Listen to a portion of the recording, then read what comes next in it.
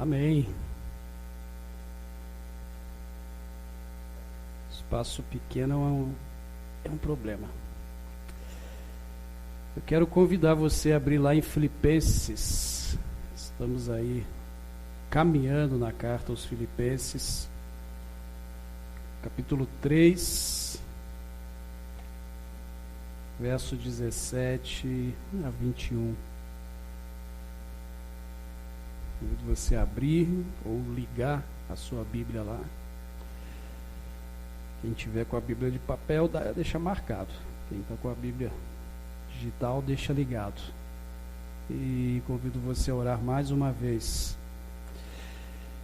Ó Deus, como é bom adorarmos o Teu nome.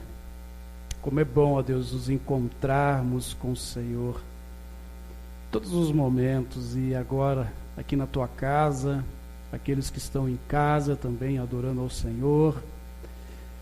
Peço a Ti, Senhor, que Teu Espírito Santo fale conosco, revele a Tua vontade, nos mostre a felicidade que só vem do Senhor, como temos estudado, ó Deus, na carta aos Filipenses. Felicidade que não se altera, felicidade que não se compra, uma felicidade, ó Deus, que envolve uma dinâmica do Teu reino, e queremos viver nessa noite, e para todo a nossa existência queremos viver essa felicidade. Por isso, Pai, que seja o Senhor a falar hoje. Assim eu peço em nome de Jesus. Amém e amém. Filipenses 3, 17 a 21 diz assim: Irmãos, sejam meus imitadores e aprendam com aqueles que seguem nosso exemplo. Pois, como lhes disse muitas vezes e digo novamente com lágrimas nos olhos, há muitos cuja conduta mostra que são, na verdade, inimigos da cruz. Estão rumando para a destruição. O Deus deles é seu próprio apetite. Vangloriam-se de coisas vergonhosas e pensam apenas na vida terrena. Nossa cidadania, no entanto, vem do céu, e de lá aguardamos ansiosamente a volta do Salvador, o Senhor Jesus Cristo. Ele nos tomará nosso frágil corpo mortal e transformará num corpo glorioso como o dele, usando o mesmo poder com o qual submeterá todas as coisas a seu domínio. O apóstolo Paulo, ele está fazendo um desafio, ou alguns desafios muito, posso dizer, complicados aqui para a nossa vida. Ele termina esse versículo, esse capítulo, os versos 20 e 21, dizendo que somos cidadãos do céu, temos uma morada lá, temos nome escrito lá, e que esse corpo fragilizado, esse corpo que cada dia que passa está envelhecendo, está ficando de mal para pior, porque a gente está envelhecendo, né? Alguns já sentem mais dores do que ontem, e a gente vai caminhando assim. E ele está dizendo, olha, esse corpo fragilizado pelo tempo, ele vai ser glorificado. No dia da ressurreição, nós seremos transformados, vamos viver com Deus em toda a eternidade, no céu, na casa do Pai. Então ele está falando de algo que é do futuro, ou para o futuro. Está longe ou perto, não sei, mas ele fala do futuro. E pensar em futuro, pensar em eternidade, parece que a gente só pensa nisso quando a gente morrer, né? Quando a gente partir dessa e sermos promovidos para o céu. Mas a gente já pode viver o céu enquanto nós estamos aqui. Nós já podemos experimentar o céu, experimentar a eternidade, experimentar, vivenciar as alegrias do céu aqui. Se nós verdadeiramente começarmos a viver de acordo com os princípios do próprio Jesus. E ele vai nos dando algumas orientações aí para a gente viver essa alegria ou essa felicidade do céu aqui na terra. E a primeira orientação que ele dá, eu confesso que eu acho muito audacioso para a nossa vida, é que ele diz que a gente precisa ser modelo. Difícil isso. Se a gente pegar a ideia da palavra nua e crua. Olha o que ele diz aí os versos 17 e 18. Vamos reler. Irmãos, sejam meus imitadores e aprendam daqueles que seguem nosso exemplo. Pois, como lhes disse muitas vezes, e digo novamente, com lágrimas nos olhos, há alguns cuja a conduta mostra que são, na verdade, inimigos da cruz. Sejam meus imitadores. Imitem aquilo que eu faço.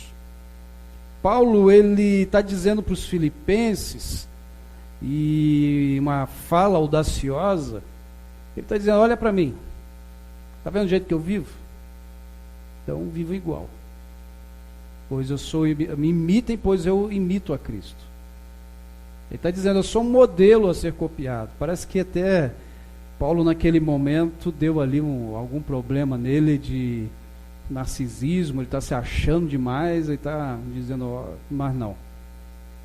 Ele está chamando a atenção da igreja de Filipos, pois a igreja de Filipos naquele momento estava com seus olhos voltados para alguns cristãos, mas também a maioria judaizantes, que viviam uma religiosidade e que talvez estivessem sendo influenciados por eles com uma falsa religiosidade ou com uma religiosidade falha, pois ficavam presas, como a gente já falou em algumas mensagens, em ritos religiosos, em dogmas religiosos, e não conseguiam viver uma felicidade cristã de verdade. Então aquilo talvez já estava chamando a atenção da igreja.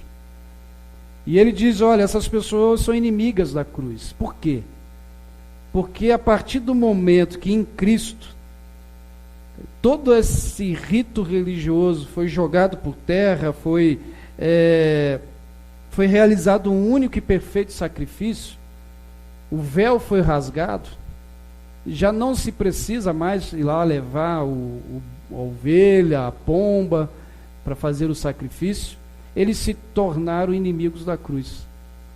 Pois em Cristo não precisa mais disso, pois em Cristo foi a única e perfeita oferta a Deus.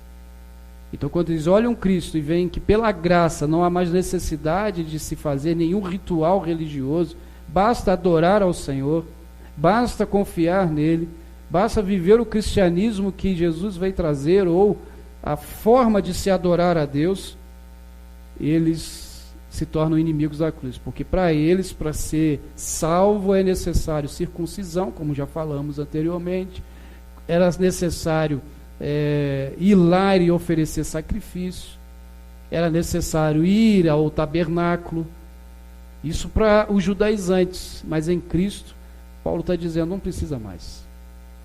Ele diz, olha a forma com que eu adoro a Deus, é essa forma que vocês devem adorar. Ele não está ali tendo uma crise de ego naquele momento. Mas a outra coisa que me chama a atenção é que também eles olhavam os erros que estavam acontecendo, provavelmente por causa desses judaizantes. Talvez pessoas estavam desanimando, até mesmo da própria igreja, do próprio cristianismo. Porque se tem uma coisa que nós somos bons é encontrar erro. Ou não? Desde a infância nós somos ensinados a encontrar erros. Quem aqui nunca brincou com aquele joguinho que vem em jornal, revista, ache os 7 erros, ou os 8 erros? Eu nunca vi, se você já viu, depois me mostra, uma brincadeira dessa onde diz assim, ache os 7 acertos. É sempre o erro. E eles estavam olhando isso, e Paulo está dizendo, olha, peraí, eu sei que tem gente que erra, e vai errar mesmo, mas olhem para mim, e aqueles que copiam ou imitam os nossos exemplos. Ele foi audacioso. Isso é a fala de alguém que sabe realmente como está vivendo com Cristo. E como que a gente consegue mostrar isso para as pessoas, a forma que se adora ao Senhor? Como que a gente consegue cada vez mais mostrar, olha, eu sou semelhante a Cristo? É sendo modelo. E aí você agora está pensando aqui junto comigo e em casa, que complicou, né? Porque ser modelo, e aí a gente precisa entender um pouquinho o significado dessa palavra. E eu achei duas explicações ou significados dessa palavra que tem muito a ver com o que o apóstolo Paulo está dizendo. Dentre ali, né, o nosso amigo dicionário vai dizer do significado de modelo é escala reduzida ou desenho. Pensar em escala reduzida é pensar, por exemplo, em maquete. Já viu a maquete lá de prédios? Esses dias no shopping tinha uma que era uma coisa linda. A gente parou um pouquinho para olhar ali, uma maquete grande. E o que o engenheiro, o arquiteto quer mostrar com a maquete? Uma visão de futuro. Quando você olha ali, por exemplo, o prédio, tudo aquilo que vai constituir aquele prédio, você já visualiza na sua mente como será o prédio. E se você estiver comprando o apartamento ali, você já vê até o apartamento como que vai ser. E aí já vem, né, a imaginação voa, a gente já se imagina dentro daquele apartamento, naquele quarto, na piscina que tem. Então o que o arquiteto, o que aquela pessoa que fez aquela maquete quer mostrar? Ele quer mostrar uma visão de futuro. Ele quer mostrar algo que vai acontecer. E quando a gente pensa em desenho, tem desenhos que são tão incríveis que parecem foto, de tão perfeita. Aquilo que o artista quis realmente mostrar com aquele desenho. Pensar em modelo é a gente pensar em sermos uma maquete do Senhor, no sentido de das pessoas olharem as minhas atitudes, olharem para mim e verem Cristo.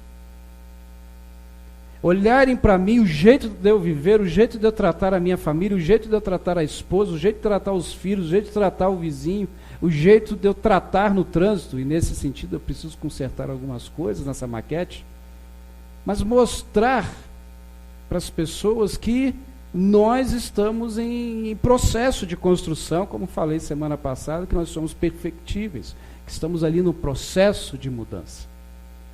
Porque ainda que a maquete esteja ali, às vezes na hora da construção alguma coisa pode até ter que ser mudada. E como desenho, e somos um desenho chamado imagem e semelhança de Deus, que temos que mostrar aquilo que o artista desenhou em nós. Então ser modelo não é viver uma vida, sabe, aquela vida certinha, aquela vida inerrável que as pessoas acham que todo cristão tem que ter. Se tem uma coisa que quando eu escuto, irmãos, aquilo me dá uma coceira. Eu ouço isso muito. Que é assim, fulano fez tal coisa, ele não é crente? Se você já falou isso, eu vou te dizer uma coisa, crente sangra, crente sente dor, crente sente raiva, crente tem vontade de dar uns tapas. Ou não? Só eu que confesso os pecados aqui, né? O duro que a câmera só olha para mim, né? Isso que é legal. Mas a gente sente essas coisas. Qual é a diferença então, pastor? Já que é igual. A diferença é que a gente às vezes sente a vontade de dar o tapa, mas a gente pede perdão, porque a gente aprende que a gente até pode se irar, mas não deve pecar. Essa é a diferença. A diferença é que a gente tem um Senhor que fala assim, cuidado, hein? Olha o jeito que você está indo aí. Nós temos um Espírito Santo que habita em nós, que vai dizendo, olha. E ser modelo é justamente ir mostrando, eu cometo erros como você, mas eu me arrependo. Eu também sinto dores como você, mas eu tenho uma esperança. Eu também fico aflito com o Covid, mas eu tenho uma esperança. E é essa esperança que vai movendo a minha vida. Ser modelo é justamente isso. Ser modelo é naqueles momentos em que você está na rodinha de amigos e o negócio descamba para um lado esquisito, você diz, olha, assim não está dando para mim. Talvez você não precisa nem dizer, abrindo a boca, mas as suas atitudes, os seus amigos já percebem. Ser modelo é confiar plenamente naquilo que Deus tem dado para você e feito com você. Não é exibicionismo, não é isso que Paulo fez, não é isso que Paulo ensina. Até porque se ele fizesse isso, ele está indo contra tudo aquilo que ele ensina. A atitude que precisa ter é uma atitude de um arrependimento quando erra, dizer eu errei, me perdoa, aproveitar as oportunidades. Porque tudo, como é que se torna inimigo da cruz? Aqui Paulo fala de judaizantes, mas é tudo aquilo que foge aos princípios da graça.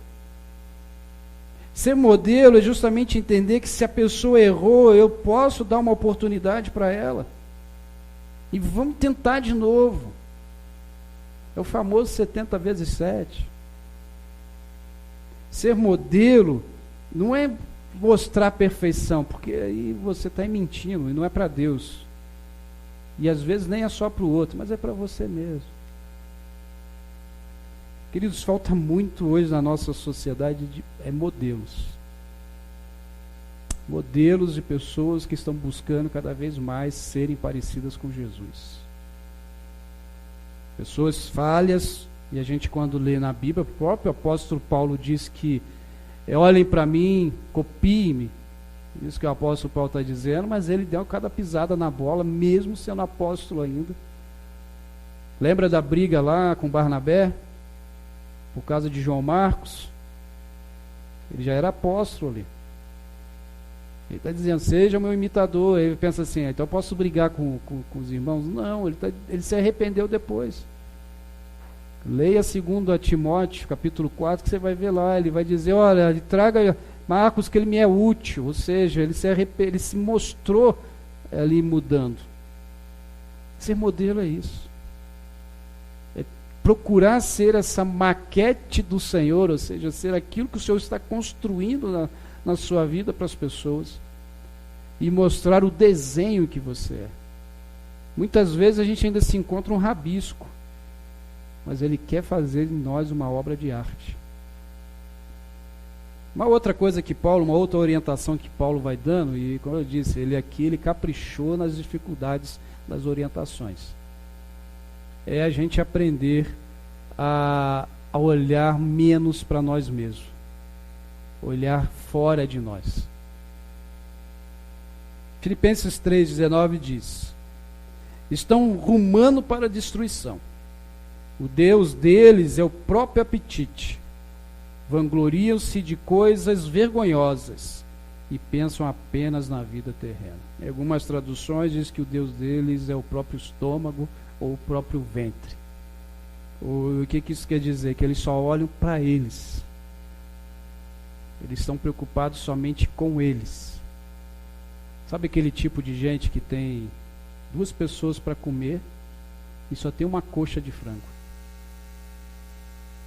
Como é que faz? Quem chegar primeiro come? Ou corta a coxa no meio e divide? Tem um filminho no YouTube, espera que eu não coloquei aqui, que mostra a diferença de pessoas que são egoístas para aquelas que pensam no outro. E aquelas pessoas, elas estão ali em volta de um prato muito grande com uma colher enorme. Uma panela enorme e uma colher enorme. E aquelas que são egoístas, elas tentam com aquela colherona lá pegar no prato a comida, mas quando chega para trazer na boca, cai, entorna tudo, porque a colher não vem. E a outra cena são aqueles que pensam no próximo, aqueles que são desprendidos de si, e eles enchem a mesma colher, e ao invés de trazerem as suas bocas, ele leva na boca do outro, e o outro faz o mesmo, e todos se alimentam. Pensar fora de si mesmo é pensar também no outro, para que o outro também te abençoe, mas não é somente pensar para ser abençoado, mas é parar de olhar para o seu ventre, para o seu centro de vida, nos seus desejos somente. O apóstolo Paulo está dizendo o seguinte, que essas pessoas, elas são os seus próprios deuses e seus próprios demônios, pois só pensam nelas. E elas não são felizes, porque não tem como ser alguém feliz desse jeito, que só pensa em si, não pensa no outro. E provavelmente a igreja de Filipos, para ele escrever isso, essa igreja deveria estar sendo contaminada pela sociedade que ela estava. A sociedade romana era muito assim, e isso já deveria estar infiltrando dentro da igreja. Irmãos, não foge muito dos nossos dias, né? Vamos pensar conosco aqui. A gente vive numa sociedade onde, se está faltando, meu prato vai primeiro. Uma sociedade que tem dificuldade de repartir. E eu não estou falando só de sociedade brasileira, mas a gente está no Brasil. Basta nós olharmos nessa pandemia quantas pessoas que eram ricas e incrivelmente ficaram mais ricas, né? E aqueles que precisam, que padecem, estão padecendo mais. Uma cena que me chocou alguns meses atrás em São Paulo, vocês devem ter visto, pessoas que perderam o emprego e não conseguiam pagar aluguel, invadiram, né, esse é o termo que eles usaram, embaixo de um viaduto. Eu não lembro quantas famílias tinha lá, mas eram muitas. Porque não tinham onde morar. E assim, a gente fala que é morar, mas é difícil falar que aquilo é casa. Barracos feitos de resto de madeira, de plástico, para poder ter, pelo menos dizer assim, eu tenho um lugar para me esconder. E a prefeitura foi lá e derrubou tudo. E aí a gente pensa assim, mas ali não é lugar para construir. Tá, vamos dar um colher de chá, mas não arrumaram outro lugar para isso. Porque incomodou alguém aquela atitude daquelas pessoas. E as pessoas que foram incomodadas não pensaram nelas. Não pensaram naquelas pessoas que estavam ali. E às vezes a gente passa e vê essas coisas, a gente diz, não faz tal coisa porque é vagabundo, porque não trabalha, mas já você coloca no lugar daquela pessoa. Pensa o que aquela pessoa talvez está precisando, por que ela está daquele jeito. Sair fora de nós mesmos é muito difícil. Isso me faz lembrar da parábola do bom samaritano, que todos nós conhecemos, que está lá em Lucas 10, de 10 a 37. Duas pessoas que passaram e viram aquele homem ferido na parábola, foram pessoas que pensaram só nelas. Pensaram no atraso que iam ter para chegar nos seus compromissos, pensaram na sua religiosidade, passaram de lado, não atenderam. Aí vem um samaritano que provavelmente deveria estar ocupado, provavelmente deveria ter coisa para fazer, mas ele foi, atendeu, levou essa pessoa até onde precisava, porque ele saiu dele mesmo. Irmãos, felicidade aqui na terra, felicidade do céu aqui na terra é pensar no outro. Não sei você, mas quando a gente passa por alguma necessidade, uma luta, uma dificuldade, e a gente descobre que alguém estava pensando na gente e abençoa a nossa vida com alguma atitude, dá uma alegria. Quando alguém liga para nós, porque a gente, principalmente esse tempo que a gente está vivendo, que não pode ficar fazendo visita, não pode isso, não pode aquilo, ainda que a gente anda na rua e parece que a pandemia acabou, mas não acabou. A gente até brinca que acabou, mas não acabou. E você receber um telefonema de alguém e dizer assim, eu estava pensando em você e resolvi ligar. Isso faz diferença. Porque quando a gente pensa em falar sair de si para abençoar o outro, a gente pensa que tem que ser coisa muito grande, né? Pensa em valores altos, mas irmãos, pegar o telefone e ligar faz diferença.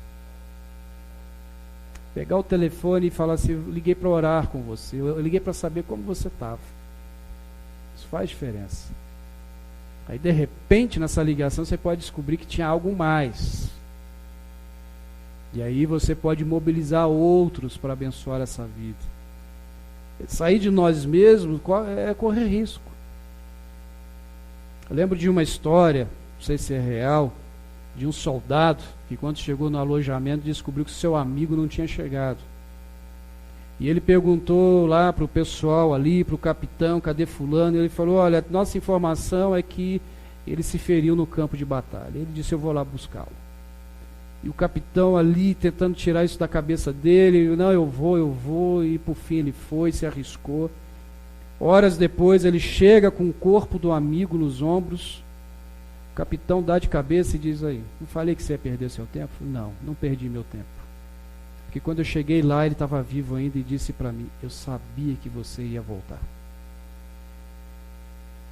Às vezes vale a pena voltar, às vezes vale a pena investir um pouco mais, ter essa dinâmica de olhar para fora de nós. E Paulo está falando isso para essa igreja, porque essa igreja ela começou assim, olhando para fora dela, uma igreja muito diversa. Como eu disse, uma igreja onde tinha um carcereiro convertido, tinha uma escrava convertida e tinha uma mulher de alta sociedade convertida. E que foi uma igreja que começou a olhar para fora dela. E talvez estava sendo contaminada naquele momento. Irmãos, a gente tem uma facilidade muito grande de ser contaminado com isso. Principalmente nesse tempo agora de crise. A gente olha assim, não, se eu fizer tal coisa vai me faltar. Quem disse que vai faltar? Quem disse? Creia no Senhor. Busque essa felicidade.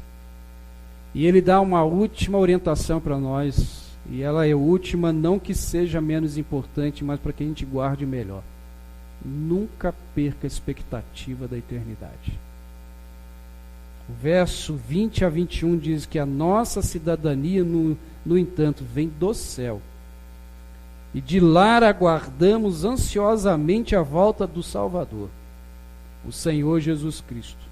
Ele tomará nosso frágil corpo mortal e transformará num corpo glorioso, como o dele, usando o mesmo poder com o qual submeterá todas as coisas a seu domínio. Esperança de eternidade. Não perca essa expectativa da eternidade.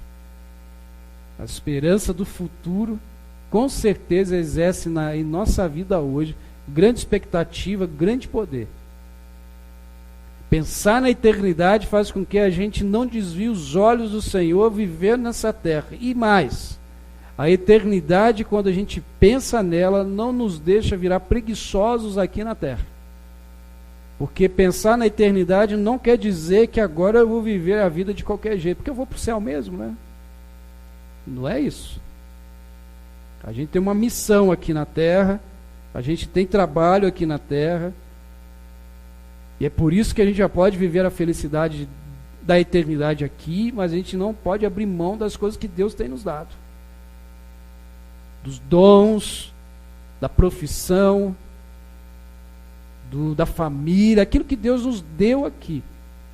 Precisa ser trabalhado, exercido, pensando no futuro da eternidade. Porque nós somos governados por Cristo. E se por Cristo somos governados, nós entendemos que tem coisa para fazer aqui. Porque, infelizmente, irmãos, tem pessoas, eu sei que você não é assim, que quando se converte, não faz mais nada, porque me converti para ir para o céu. Bom seria, irmãos, eu confesso, eu penso assim, que quando a gente disser sim para Jesus, a gente caísse duro no chão morto. Não é para ir para a eternidade? Imagina, agora a gente termina o culto, faz um apelo, aí você aceita Jesus. Eu aceito Jesus, pastor, eu quero o Senhor para a minha vida. Aí eu oro, pensou, Rodrigo? Aí eu oro, o Rodrigo, pum, no chão. Aí a Andressa vai brigar comigo, né? Na verdade, se isso acontecesse, a gente não estaria nem fazendo culto, né? Não ia ter ninguém aqui. Mas tem gente que pensa que é assim, não faz mais nada. Na verdade, por não fazer mais nada, vira uma pedra de tropeço na vida dos outros. O que Paulo está dizendo, olha, tenha o seu olhar, a sua mente fixa na eternidade, mas os teus pés ainda estão aqui. Os teus pés ainda estão aqui. Então, enquanto eles estão aqui, Saiba que um dia Jesus vai voltar, então não perca a expectativa de ir lá, porque quando o pé está aqui, é um problema, porque aqui nos seduz muito. Porque tem muita coisa aqui na terra que nos chama a atenção. E aí a gente tem que tomar cuidado, porque senão a gente pode correr alguns riscos e viver o cristianismo do filho pródigo ou o cristianismo de Judas. E o cristianismo do filho pródigo ainda tem lá uma vantagem. Mas que cristianismo é esse? O cristianismo do filho pródigo é querer viver a vida aqui como se não houvesse amanhã. É querer fazer tudo, inclusive tudo de errado também. E aí quando chega lá na frente, viu que gastou com a vida, envelheceu, não aproveitou a vida como deveria ter aproveitado. Deus tinha muito mais para ele, ou para ela. E quando se vê, já está comendo as comidas dos porcos, porque não tem outra coisa para fazer. O cristianismo de Judas é aquele que vende a graça por 30 moedas de prata. É aquele que acha que Jesus está demorando mesmo, eu tenho mais é que aproveitar a minha vida, e se vende por qualquer coisinha que parece boa, parece trazer algum significado.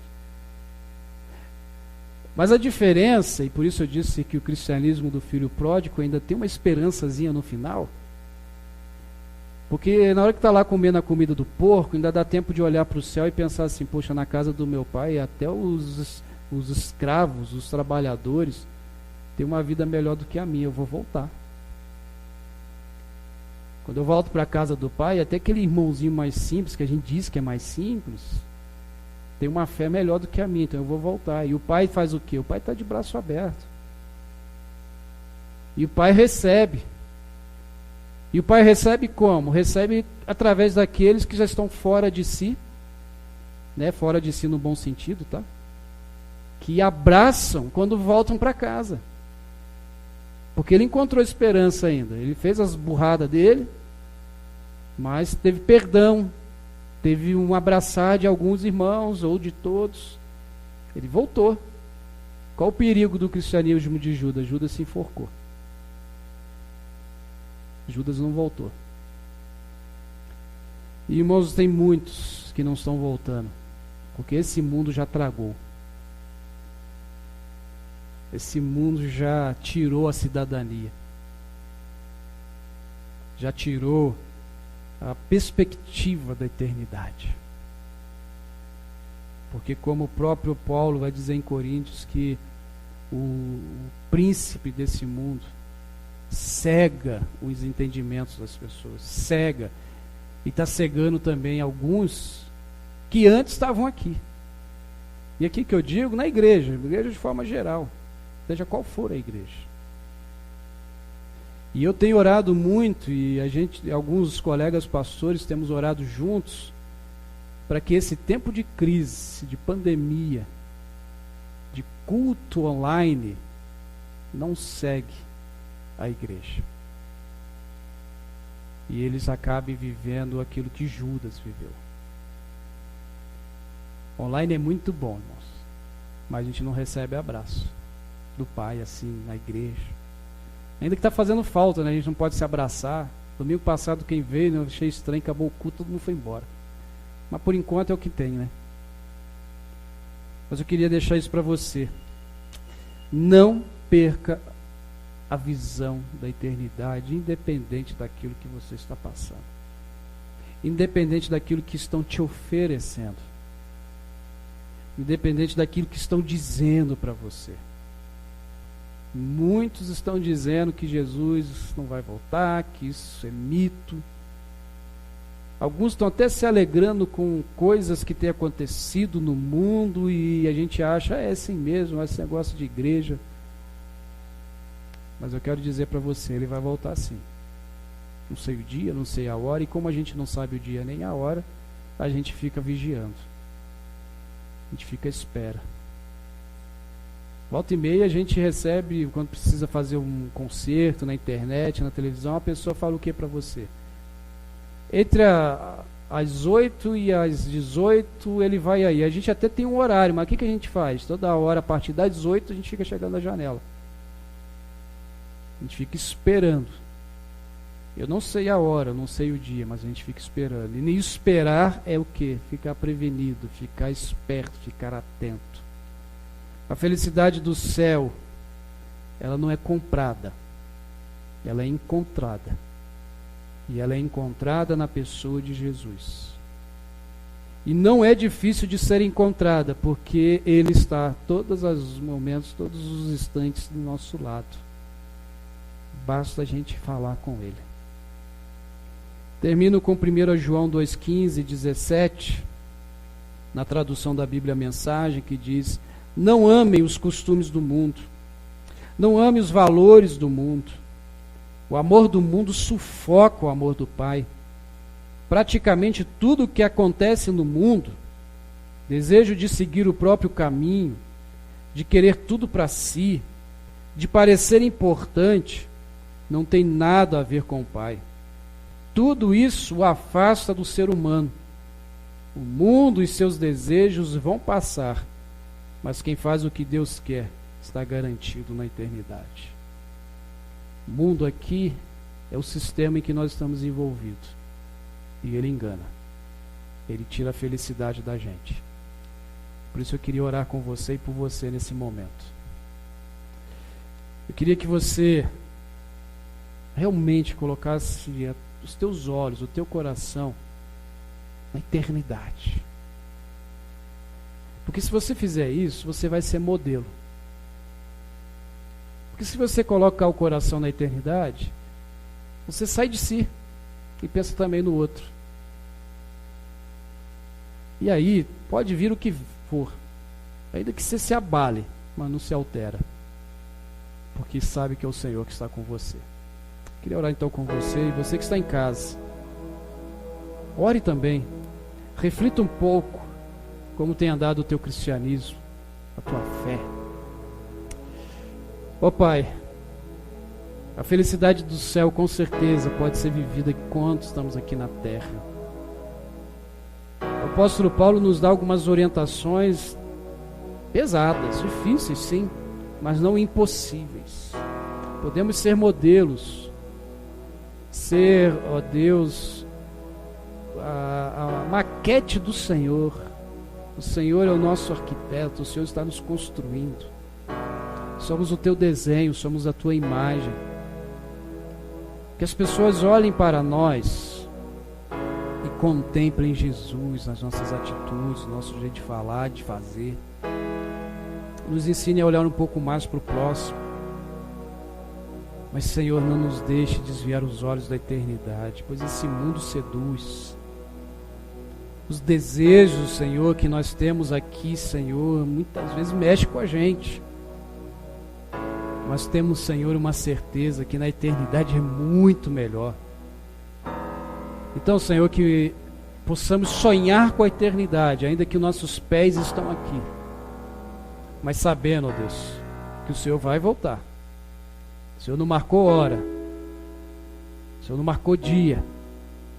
E por isso precisamos estar atentos, vigilantes para esse momento. E nisso, ó Deus, com certeza, é sem tirar o olho da Tua palavra, o olho das Tuas ações, das Tuas promessas. Pai, o Senhor conhece o coração de cada um, de cada uma que está aqui conosco hoje, que estão em casa. E o Senhor sabe o que, Senhor, precisa ser aperfeiçoado no seu cristianismo, no seu jeito de ser cristão. Por isso, Senhor, nos visite agora.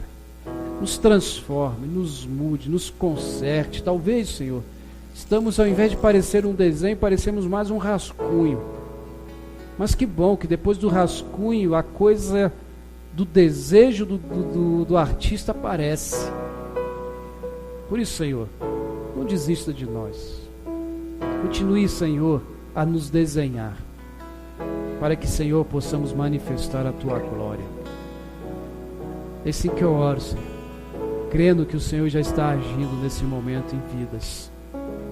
em nome daquele que vive, nosso Senhor Jesus Cristo. Amém e amém. Que Deus os abençoe. Sintam-se abraçados e abraçadas. Você que está aqui, a gente não pode abraçar na porta, mas você que está em casa também, receba nosso abraço. Vamos terminar adorando ao Senhor. Bom?